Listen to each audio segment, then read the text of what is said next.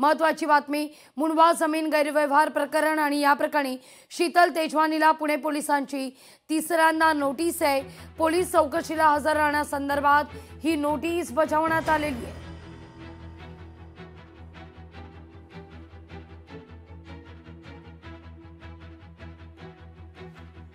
अधिक माहिती घेण्याकरता थेट जाऊया आपले प्रतिनिधी चंद्रशेखर भांगे यांच्याकडे। चंद्रशेखर, काय अधिक माहिती आहे?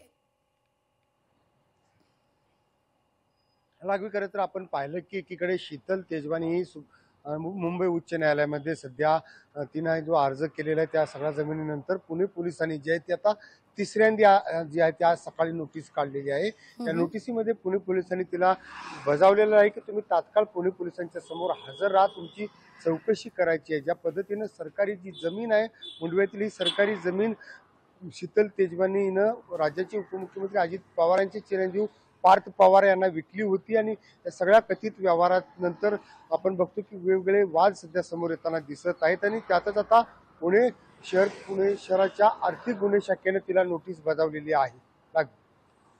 अगदी चंद्रशेखर, तुम्ही असेच आमच्या सोबत जोडले राहा। लोकशाही मराठी ऐका, पहा, जागरूक रहा।